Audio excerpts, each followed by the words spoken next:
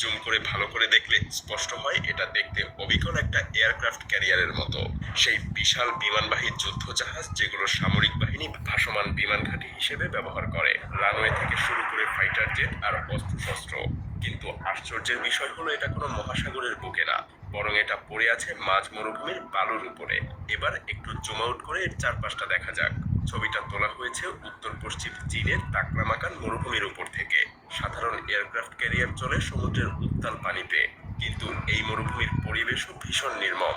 পানির বদলে এখানে আছে শুধুই বালু, অথচ তাপমাত্রা এবং প্রতিকূলতার দিক থেকে সমুদ্রের মতোই চরম।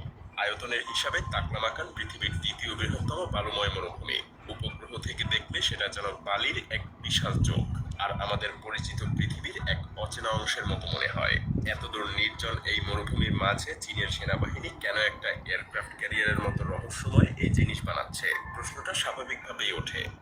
কয়েক দশকে চীন তাদের বিমানবাহী রণতরী কর্মসূচি দুরন্ত গতিতে এগিয়ে নিয়ে যাচ্ছে। 15 বছর আগেও তাদের হাতে একটাও এয়ারক্রাফট ক্যারিয়ারই ছিল না। এখন তাদের নৌবহরে 3টা, আর তার একটা তারা নিজেরাই নির্মাণ করেছে। কিন্তু স্যাটেলাইট ছবিতে মরুভূমির বুকে এই যে জাহাজের অবয়ব দেখা যাচ্ছে, তার নকশা চীনের নিজের ক্যারিয়ারগুলোর সঙ্গেই মিলছে না, বরং কাঠামোটা অবিকল আমেরিকান ক্যারিয়ারের ডিজাইনের মতো। উদাহরণ হিসেবে মার্কিন নৌবাহিনীর সর্বাধুনিক জেরাল্ড আর ফোর্ড ক্লাস ক্যারিয়ারের আকারের কথাই ভাবুন।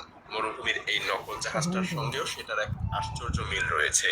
সেই স্থান থেকে একটু দূরে তাকিয়ে দেখা যায় মরুভূমির বুক চিরে একটা সরল রেখার মতো পথ চলে গেছে। ভালো করে লক্ষ্য করলে বোঝা যায় এটা আসলে একটা রেল লাইন।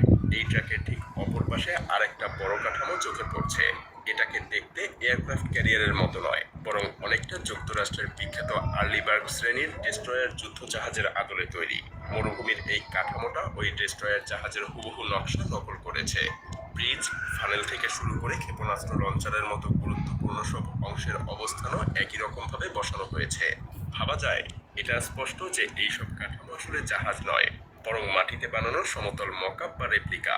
অবাক করা বিষয় হলো পুরনো স্যাটেলাইট ছবিতে ধরা পড়েছে 2020 সালে প্রথম ঘনক্ষেত্র আর লম্বা খুঁটি সাজিয়ে জাহাজের আকৃতি বোঝানো হয়েছিল। পরে গিয়ে সেখানে পুরো জাহাজের আউটলাইন